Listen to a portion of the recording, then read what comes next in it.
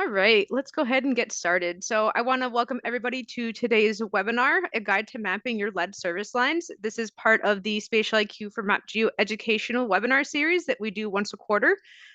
We've hosted, I think we're at 15 webinars now, so we've been doing this for quite a while. I think just last year we kind of opened it up to a broader audience, and we've been getting a lot of positive feedback. So we hope that you guys enjoyed today's webinar. And we will have a Q&A at the very end, so save your questions till then, but feel free to put them into the chat box or the questions and answers box as part of this Zoom webinar, and we will go over those at the end. And today's meeting is being recorded, so the recording will be sent out early on next week, and it'll be up on our website. So we'll do some speaker introductions. Myself, I'm Rebecca Davis. I've been a project manager at AppGeo for going on 9 years. I work with 23 local government municipalities in Connecticut and Rhode Island and a couple in Massachusetts. I primarily focus on parcel data work, and I also do a lot of utility work as well. I focus more on the stormwater side, but also have a vast experience with the sewer and the water as well. Today I'm joined by two of my colleagues, Carson and Emily, and I will let them introduce themselves. Hi, everybody. My name is Carson Bolino. I'm a project manager at the AppGeo division here for about 3.5 years now. Much like Rebecca, I do a lot of local municipal governments. I help build out some enterprise geodatabases as well, but really specifically for this, I've worked with the city of Gloucester, Massachusetts, and helping them expand their water utility network, and then also, getting them ready for getting a lead line inventory submitted, which we'll be talking about today. And my name is Emily Castavan. I've been with AppGeo for about 2 years now, and most of my work has also primarily focused on working with local and state governments. I also help out with our MapGeo application, making the updates and maintaining client data there. And then I've also helped out a lot with the Gloucester Utility Network. Awesome. Happy to have you guys on this webinar with me today. All right, so we're just going to talk quickly about the benefits of the Spatial IQ for MapGeo program. Spatial IQ for MapGeo is a managed services program built to increase and enhance your spatial IQ and increase your MapGeo site with different themes for you to get information out to the public. Some of the benefits of the program, depending on which tier you are in for the Spatial IQ program. You'll have your annual data updates, so that includes your parcels and your zoning and your address points and all that fun stuff, along with a GIS help desk support. So if you need us on call for anything, we can answer the phone and walk you through something. We also have hosted downloadable data for MapGeo. You'll get a new overlay theme every year. And then again, depending on what tier you're in, you get a spatial strategic planning session with all members of the town. And we also have these webinars included in that. So what are we going to cover today? We're going to talk about why we're talking about lead, the LCRR program, and what you'll need to get your mapping started. And then we will go over our Gloucester example that Carson and Emily mentioned at the beginning. So Carson, I'm going to pass it over to you. Great, thank you, Rebecca. So I'm sure a lot of you who are attending probably already know what a lead line is, but just so we're all on the same page, a lead line is a water service line that is either made of lead, is coated with a lead-based compound, or is a material or coating that can bind and later release lead particles. You see GRR there, that's called galvanized replacement required. We'll talk about that a little later. No amount of lead is safe for consumption, especially by children. It causes cognitive impairments, learning disabilities, and in adults it causes cardiovascular issues, health issues, and just lowers the overall life expectancy of anybody that has lead poisoning. If you'd like to move on. So to kind of go on that, why do we care? Lead was outlawed in 1986 for use in our water systems, but the EPA, as of 2021, estimates a total of 6 to 10 million lead service lines across the American homes still. So that's not just individuals, that's households. You can have 5, 6 people in a household. If, let's say you're going over to a friend's birthday party, a child birthday party, and you have water being served there and they have lead services, that's also a source of lead poisoning. So it affects more than just 6 to 10 million Americans. It's much greater impact than that. That same year, the EPA released the lead and copper rule revisions, the LCRR, and that kind of outlines a lot more stringent requirements for reporting lead, replacing lead, and then also making the public aware of that. Some of you may know, as of last Friday, they have released a new kind of update and more stringent rule set called the Lead and Copper Rule Improvements, the LCRI. That was just announced. We're still kind of sifting through all of the fine details there, but we'll pass along any information that we have so far. As I kind of mentioned in the last slide, it's not just lead pipes. We're looking at galvanized steel pipes that can have that coating of zinc that picks up lead particles. There's other materials that are really important that we need to account for as well. So we're going to do all of that at the same time, essentially. And last is the cost. The EPA, to implement all these rules, thinks it's going to cost between 2.4 to 3.1 billion annually. That's a huge number across the nation. But the return on investment that they're estimating for this is somewhere between 9 and 34 billion annually.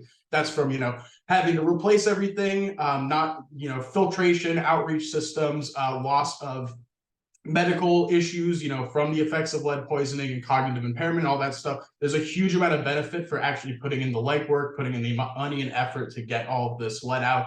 And, the return on investment is significant.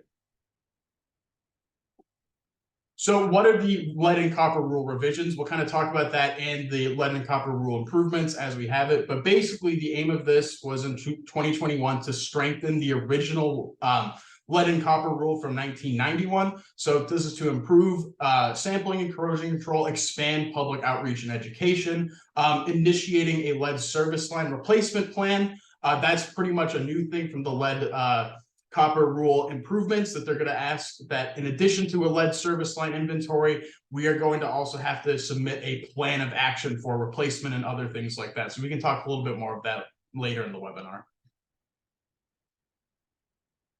So what exactly are we looking at here? This is a really helpful diagram. As I'm sure a lot of you who work in the water systems know, the utility side is responsible from the water main up to and including the shutoff or curb stop valve here, shown as that red valve. However, there is still a service line for the customer side that goes from the from the curb stop all the way to the water meter. By the EPA standards, you're going to need to inventory that as well and replace it as we go along. Another big aspect that the lead and copper rule improvements is adding is that they want to have this all done in a 10-year time frame. They base that off of how long it's taken other large municipalities and cities to go and remove 100% of their lead service lines, and that averages about 10 years tops. So the new goal when this new lead and copper rule improvement comes out is to have all lead removed 100% by a 10-year timeline. So that includes both the utility side and the customer side, and we'll talk about some ways to actually achieve getting both of those at the same time, and also making some smart decisions for your planning in the future. So why now? As we're talking, I've alluded to the lead service line inventory that's required by the EPA. Under the new one that has just been released, the lead and copper rule improvements, they are not going to change that original LCRR October 16th, 2024 deadline. That deadline requires that water systems submit to their state a publicly available inventory of all the lead service lines and basically the whole water system in general to the state by that deadline. This inventory is required to be maintained and then updated annually. I believe, but I'm not 100% certain on this, that the lead and copper rule improvements are going to require more frequent updates than annually, but we're not 100% sure what that's going to look like yet. So this is when GIS comes in. Why would we use GIS for inventory? Well, it's an incredibly efficient way to maintain a data set. Old inventory systems, you have like a long, cumbersome spreadsheet. You're referencing physical documents, maybe down in the records room, some old historic tie cards and water tie cards, water plans, and things of that nature. It's really hard to kind of get a comprehensive inventory that you can give out to the public. With GIS, you're able to really increase your availability and responsiveness. You're able to track the whole system. You're able to track replacements, the status. You're also able to empower your utility field team to collect data and have that data be sent back to the overall system while they're out doing replacements or inspections. And you can do a lot of reporting as well. So we'll talk about that in the next slide. So this is really, building a GIS utility data for the future. You're going to have, by the end of this, a comprehensive data set, really strong reporting and analytics skills, and you're going to be able to save time and money at the desk. As I said, being able to go and have your utility team quickly update the data on their field apps with a mobile device or a tablet while they're doing the work is incredibly time efficient and saving when you have to go back to the desk and put all that in. At the desk itself, you're able to make large sweeping changes in analytics. Let's say later down the line, after we've gotten all the lead out, maybe something comes up, between copper materials that were installed between 2012 and 2013 have some type of defect and need to be recalled. You'll be able to use this GIS system to quickly search for all of those materials in the year that they were installed and get a really comprehensive list of that. So this is really going to help you save time in the future and right now. So I'm going to hand it off to Rebecca, and she's going to talk a little bit about where to start and what level you may be at with your GIS and how we can kind of assist you no matter what level you're at in your GIS journey. So Rebecca. Great. Thanks, Carson. Yeah, so we're going to talk about kind of how to get started. So starting will look different for everybody. People might be in different stages of where their GIS is or isn't. So we've kind of created these 3-level designations. This is not from the LCRR. This is something that we've put together.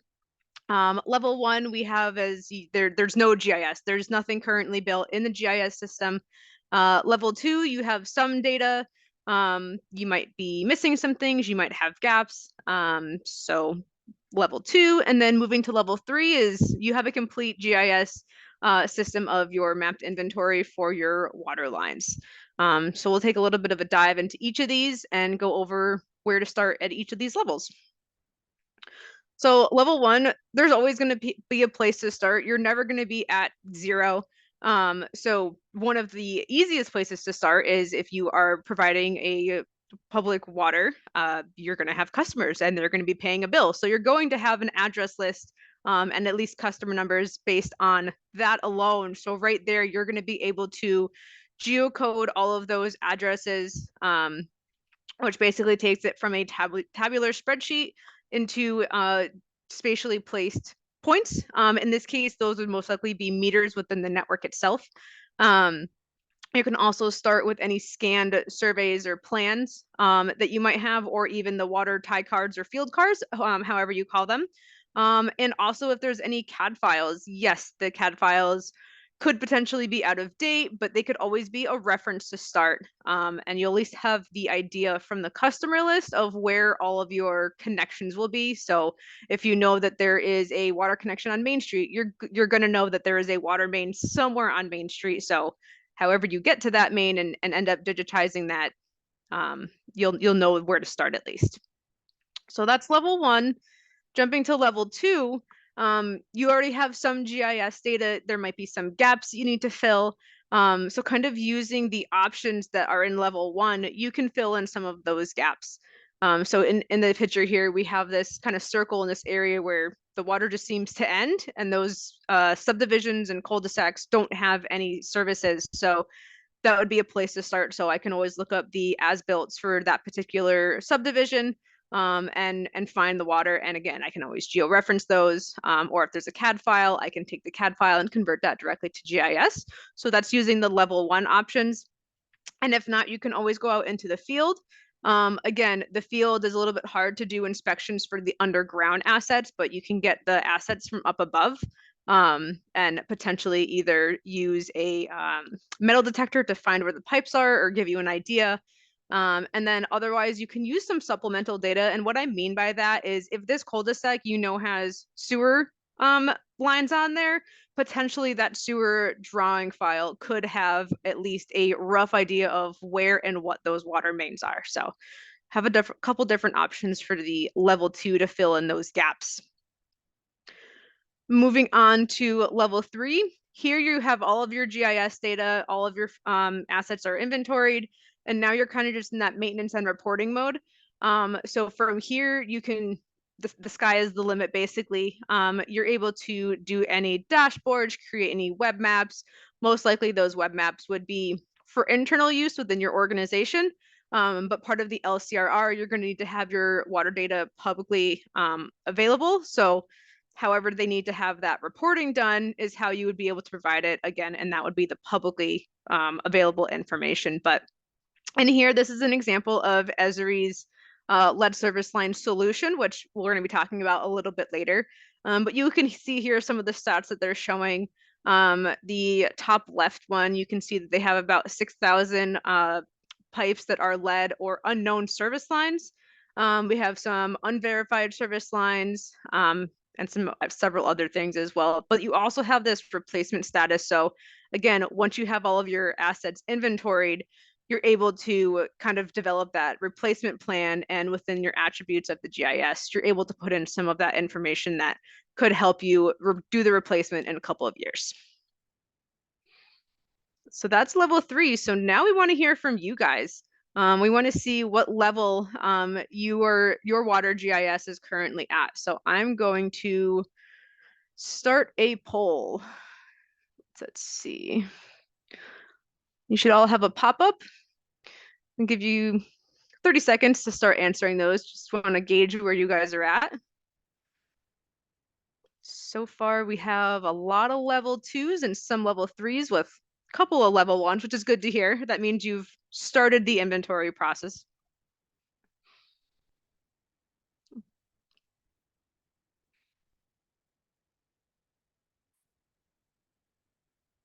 All right, we're holding pretty steady there.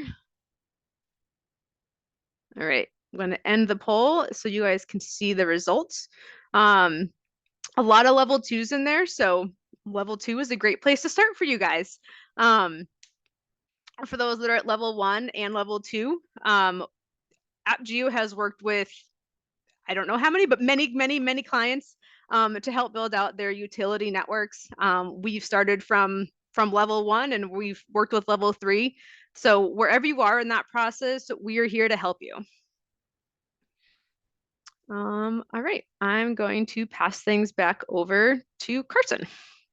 Great. Thank you so much.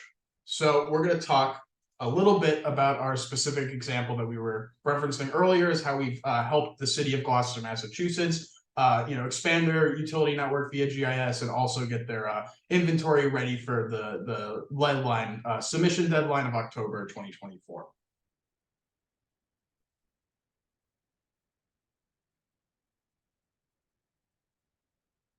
So there's a couple of different steps that we've taken here. We've kind of gone from a level 1-ish to a level 2 on our scale, and bringing them into a level 3 as of like right now. So we've kind of first off consolidated their data and their documents, then we expanded upon that and we helped them assist get that last 10%. I know probably for a lot of you people at level 2, you may have a really robust system already, but getting that last 5-10% may be a difficulty. We're more than capable of helping out and trying to find all the solutions that can help you get that last 5 to 10%. And then what we did after that was we brought all these solutions, or we brought all this data into some Esri solutions and some third-party applications. We're going to talk about that in a little bit of detail. So first, consolidating data. Gloucester is a very tech-savvy city. They have a lot of really good, really invested stakeholders that really love to leverage GIS. So they had a pretty solid data set to come in with. But what we did is we took a lot of their existing institutional knowledge and their historic data, old water tie cards from 50, 60, even 100 years ago. And what we did for them is we actually brought all of that data spatially into their Map GeoViewer, which is one of our softwares that allows property and parcel viewers. We used their Map GeoDocs tool to put spatially all of these water tie cards in. And so we were able to combine all of this data together, both the existing spatial data, the historic physical documents, and bring this all to make a more comprehensive data set. After that, we went into maintaining ARC, where we used a lot of these institutional knowledge, these documents, and then also going back and forth with the DPW to update existing points that they may have with additional city data, or revising them to go based on new knowledge or old documents, adding a lot of city information from the city side. What we also did was brought this into an enterprise environment, which allows us to all talk at the same time. So the DPW, their team could be reporting data that goes back to the centralized GIS data. And then all of our teammates who are also working to, build out this data more, all of that is being funneled into the same data set. So you're getting really responsive, really up to date, and really easily efficient data that you can have that updates on the fly and have them pretty much the same day. So this is really powerful for that.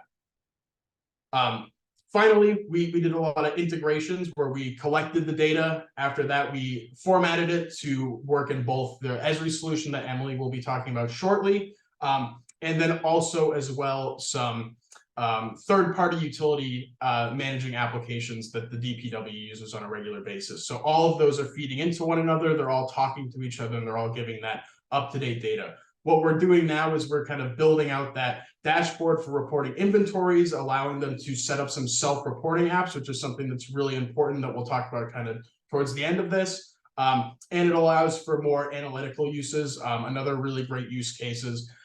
And the new LCRI, galvanized replacement required, is another flag. So any galvanized steel that is downstream from a lead-based source or a unknown source, that can be historic or that can be current, is needs to be flagged for replacement, because as we talked about at the beginning, these galvanized steel, they're coated with zinc, and that allows them to be picking up lead particulates and then later dispersing them as they kind of erode and break down. So that's another delayed source of lead-based poisoning. So this allows us to really get into the heart of that and report it really, really soundly. So I'm going to hand it off to Emily now, who's going to kind of talk about this leadline solution specifically. Emily? Yeah. All right, thanks, Carson. So I will be discussing a little bit more about how we implemented the leadline service solution. So it is an Esri-based solution, and it was created to assist cities in inventorying in their lead service lines, as well as help them track as they update in their progress in replacing these lead service lines throughout the city. So the solution is really nice because it utilizes city data and it can be customized for each city. And I'll get into a little bit more detail about how we customize it specifically for Gloucester. But you can include different additional fields and values that may be required by local or state departments. And the solution also categorizes the utility into symbology, or into either both private and utility side. So you have the symbology right here off to the right. You can kind of take a look from just a first glance. You have your utility side, which is municipal, which you can fill in with different material types. And then off to the left, you have, or I'm sorry, to the right, you have your customer or private side. So you are able to kind of easily come into the solution and see from the symbology what exactly you're dealing with in different areas. Those little black dots that are on top of the points are actually showing whether or not the point has been verified or not. So whether someone has gone out in the field, gone to that water meter and said, yes, this is lead, or no, it's not lead. So this is helping them in two levels in this sense. And we can get into a little bit more detail on the next slide about Gloucester specifically. So we tailored this solution specifically to Gloucester. So the Mass DEP had set out some additional required fields, for example, the connector type, the connector material, and then other Mass DEP approved verification methods. Those were just a couple of the additional fields that we had added and populated. And then the other nice thing about the solution is you're able to code your list values. So what that means exactly is, if you can see off to the left, I have two little images. One of them, the first one, is going to just be what the user is going to see out in the field. So when they're filling in data associated with the lead service line, they'll go to this point and they'll say, okay, building plumbing material 1. They would click the drop down and they would see lead, copper, and a bunch of other different values. But the Mass DEP city has required that those values actually be coded in a specific way. So when you go to submit the data, it's actually going to be L for lead and C for copper. But to avoid any confusion out in the field, we are able to utilize that list values that Esri has implemented in their solution. So that way, like when a user is out, they can click on the building material and see lead and not be confused by like L, C, CLS. So that is a really nice feature that Esri has implemented within the solution as well. And then moving on to the next slide, we'll get into a little bit more specifics about the applications that come with the solution. So the applications allow for the city to go out and actually collect data within the field, whether it be on your phone or on a tablet. And that also allows them to edit that same data that they're collecting out in the field on their desktop in their office as well. And we, like I said, configured these applications custom to Gloucester and what they had requested. So going through some of the applications that we designed for them, the first one is going to be the dashboards. So the dashboards are really cool because they help track progress for both internal and external users. They can be customized to show specific statistics, such as what is the second most common material used besides lead, and they can also be used to keep track of verification processes as well. The next type of app is we have the field editor app. So like I mentioned before, these are the ones that are going to be used by the utility people going out in the field, checking the pipes themselves. They're going to sit there, they can use it on their tablet, on their phone. And again, they can also use it in the office as well. So if there's additional data that they have in a house that we just didn't have access to, they can go ahead and make those updates. And again, those same updates being made to that data set are going to be made out in the field as well. We also had that self-reporting survey. So this is something that I know Carson had mentioned earlier. This is a really useful tool to the city. So for example, if a private person has information about their service lines and they know that they have lead, they can go ahead and use that self-reporting survey to submit that to the city. And then it goes into a pending process for the city to review and then say, yes, this is correct. And that can be added to the data, or no, this is incorrect. And they can send it back to the user and say, hey, we can discuss, this is what we have, what do you have? So it's a really great reporting skill for the city of Gloucester to utilize. And then finally, we have the hub site. So this is a home base for internal or external users. And again, it's going to be customized to show progress. You can add in dashboards for the public to view, or you can use it internally and set up your own dashboards, as well as if you wanted to have a quick access to the field editor app, you can set it up on the hub site as well. And then moving on to the next slide. So once we're kind of done implementing this solution, Gloucester is going to be left with this comprehensive data set, which I know Carson had mentioned earlier. And the possibilities with this comprehensive data set, I think, just cannot be stressed enough, because not only are you collecting the lead service line material type and all that kind of stuff, but you're also collecting the other materials. You can add on to this data, which is super helpful. You can make future edits to this data as well. Having this data is going to be good for going in for future replacements. I know Carson had mentioned the copper earlier. So for example, if you had copper installed from 1990 to 2000 and all of that's not good anymore, well, you now have all of that information categorized. So you're able to go in and easily make that selection, see where those homes are, and easily make that replacement in the future. Beyond just finding replacements, the other thing that this data set can provide is it can be leveraged for possible future weak points within your water system. So you're able to see like, oh, I know a lot of the pipes over here were installed in the early 1900s. So they're going to possibly need to replaced here soon in the future. So you can go ahead and make that assessment with that data set that you've created. So it's a lot of different possibilities that you can do with just comprehensive data set with all this information. And I'm going to pass it back over to Carson to wrap up. Awesome. Thank you, Emily. And it's not just for lead and water. There are a lot of different Esri-based solutions that are also for stormwater, sewer networks, and a lot of other great municipal initiatives. We here at Sanborn's AppGeo division, we can help you get solution ready. We can help you get into a utility network, which is kind of a schema setup that allows you to kind of report and monitor all the connections, the water fittings, the taps, going to the service lines, going to curb stops, going to the water mains. A utility network allows you to kind of monitor all of that. And we're here to help you kind of get all that GIS ready no matter what. And I'll just pop in there too to say that we can help with your conversion if you're still working in ArcMap with the geometric network. We can help you migrate over to the trace or utility network that is in ArcGIS Pro. And for those that are super advanced, getting into the 3D utilities to see the pipes and your assets that are underground. And certainly one of our products, MapGeo, we can visualize your data on there as well for you. Great points, Rebecca. I'm still getting used to PowerPoint. Sorry, go ahead. Great. So I kind of want to just part some final insight and considerations for everybody. A lot of municipalities have already started this effort. So learn from what they've already done, their challenges, their experiences. There's a lot of really great information out there. So collaborate with other water systems and learn as much as you can.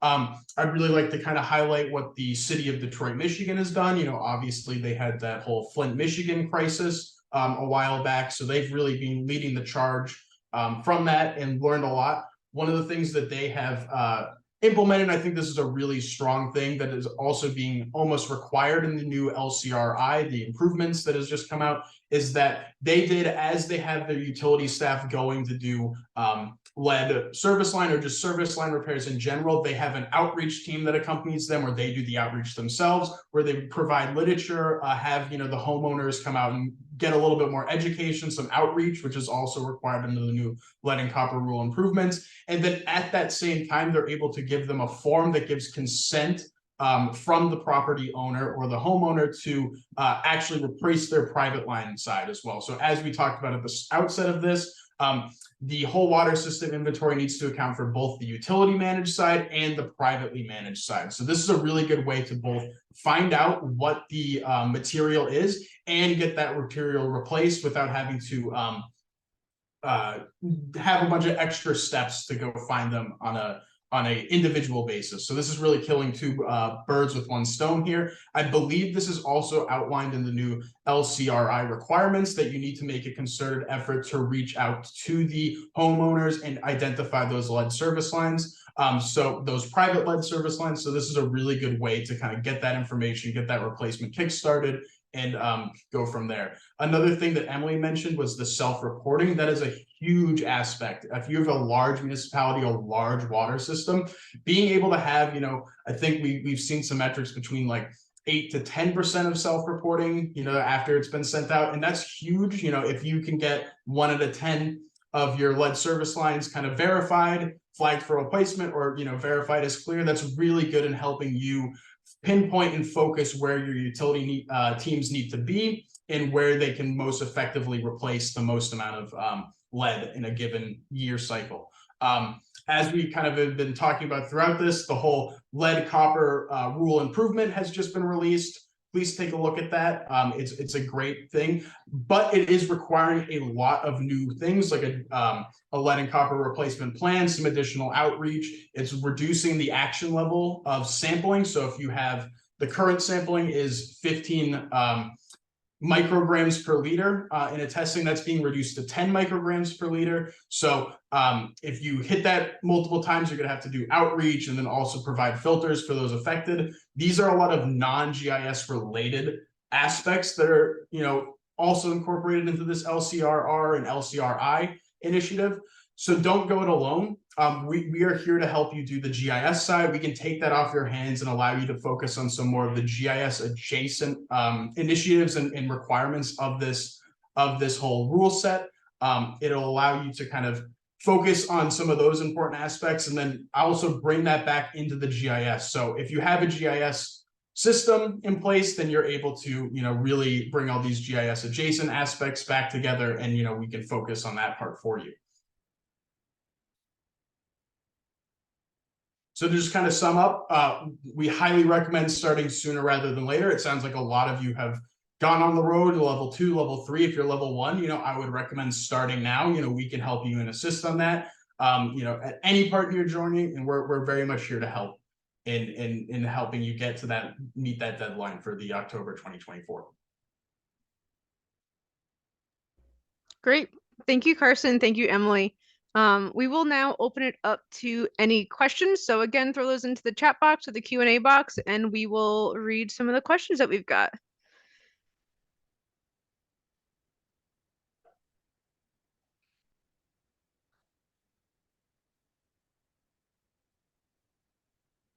We do have one question. Where can I find the information about the new LCRI program?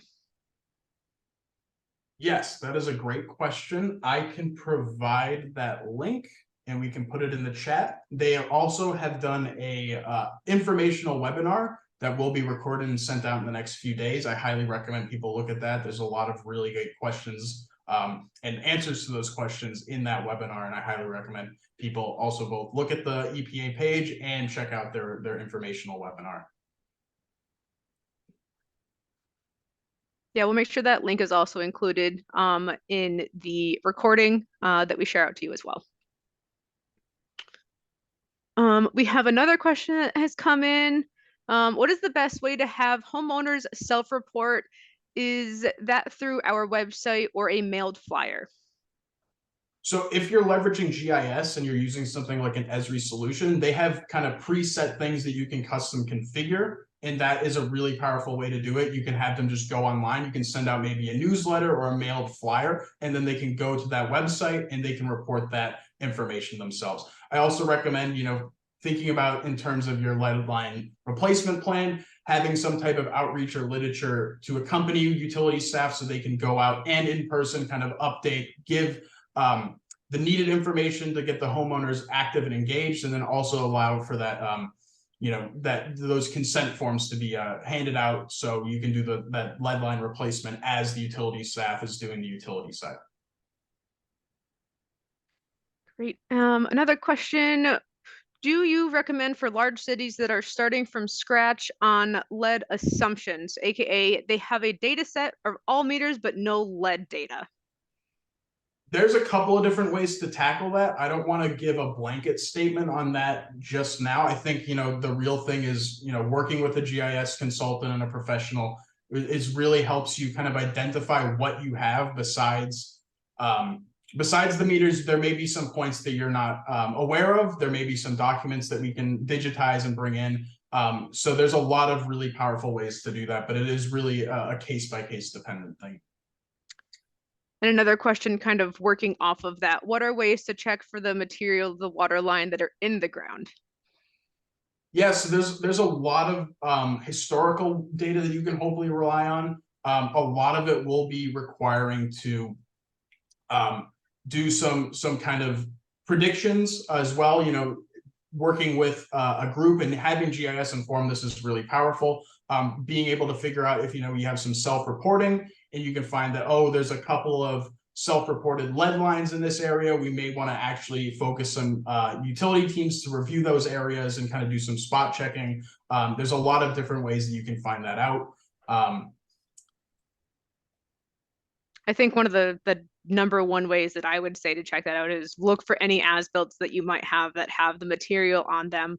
Again, it is a place to start. Certainly you need to still verify any potential lead and the pipe material that you have anyway. So again, it is kind of a place to start, but that's where I would say to go. Let's see. We have another question.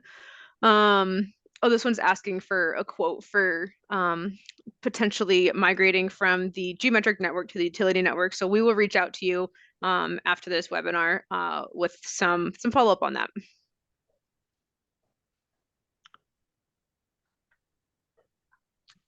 Let's see. I'm not seeing any other questions, but our email is up there, spatialiq@appgeo.com. If you have any other questions, we will also be sending out the recording once that is available up on our website with a link and a link also to the LCRI new documentation that is out. So we want to thank everybody for attending today's webinar, and we will see you next time. Thank you all. Thank you. Thank you.